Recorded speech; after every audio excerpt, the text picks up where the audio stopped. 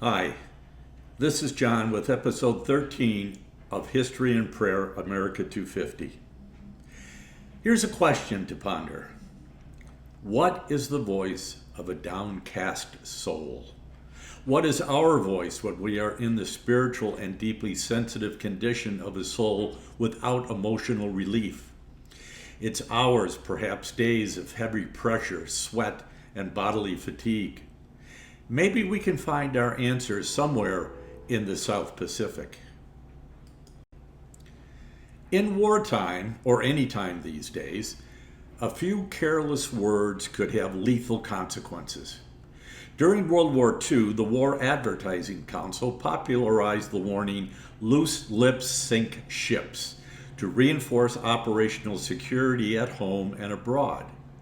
Yet, in the summer of 1943, after touring U.S. bases in the Pacific and attending briefings that included sensitive operational information, Congressman Andrew Jackson May of Kentucky's 7th District returned to the United States and spoke with reporters.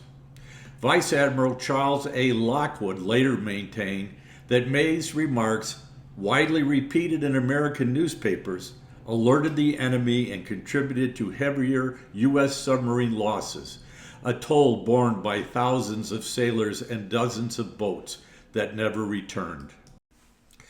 During the early years of the Pacific submarine campaign, the Imperial Navy commonly set depth charges to detonate at about 100 to 200 feet, depths thought sufficient to reach older U.S. boats such as the pre-war S-class. The newer Gato-class submarines, however, were built to dive deeper, down to roughly 300 feet, improving their chances of surviving a sustained attack. U.S. naval leaders treated these performance margins as sensitive information. That secrecy was jeopardized in 1943 when Congressman Andrew Jackson May told reporters that Japanese depth charges were being set too shallow. The remark was carried by American newspapers, including those circulating in Honolulu, and was later cited in U.S. submarine force accounts as a disclosure the enemy could exploit. Why would an American politician make such a statement?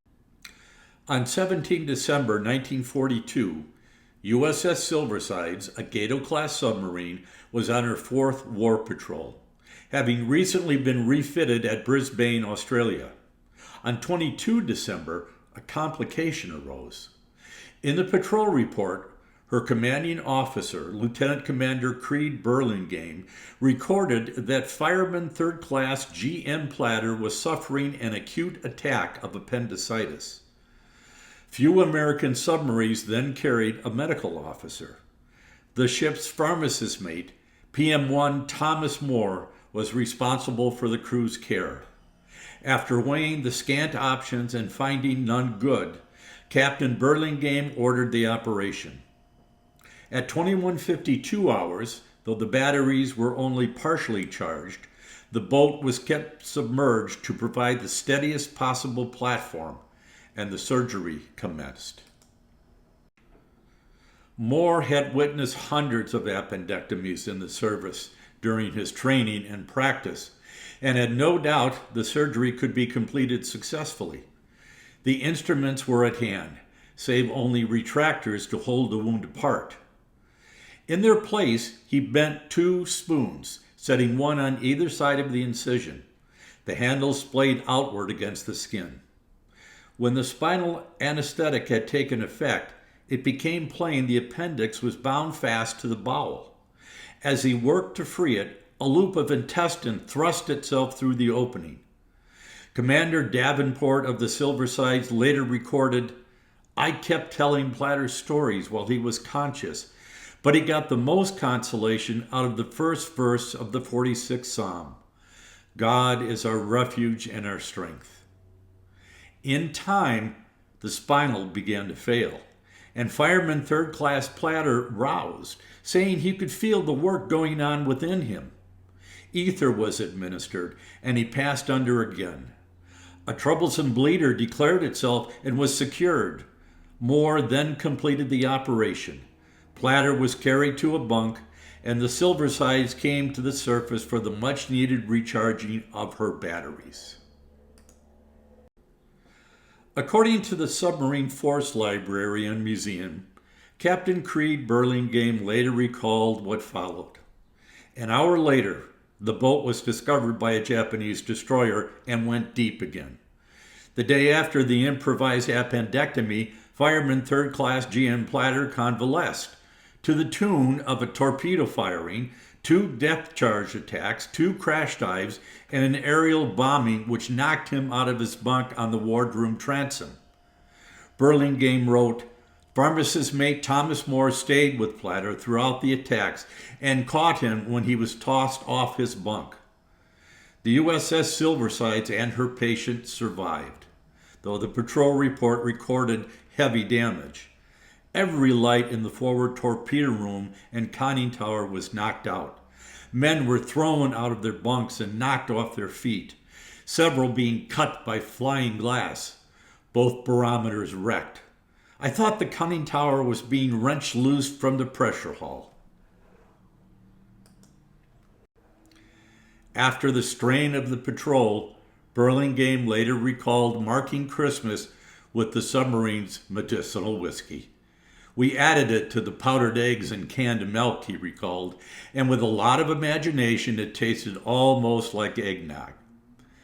Over the next 6 days, Moore and other crewmen tended Platter as he recovered, and fashioning a makeshift bedpan, because the boat's only proper one had long since been repurposed as an oil pan in the engine room. Within a week, Platter was back on watch. Both men and the Silversides survived the war. There are many reasons we can feel steady on any given day. Like a submarine running on a calm sea, we move through life with sunlight above, light breezes around us, and strength in our bodies. But there are other seasons, when our breath comes short, when the soul feels pressed from every side, and the blows seem to come from an enemy we cannot see. In those moments, we ask a wholly honest question. What is the voice of a downcast soul? Psalm 42 does not command us to pretend we are fine. It teaches us to bring our sorrow into God's presence, to speak to God, my rock, and to let hope rise again, even while the explosions are still blasting away. Thank you for watching History and Prayer America 250, and please hit subscribe. History has much to teach us. There is always hope. Pass the word.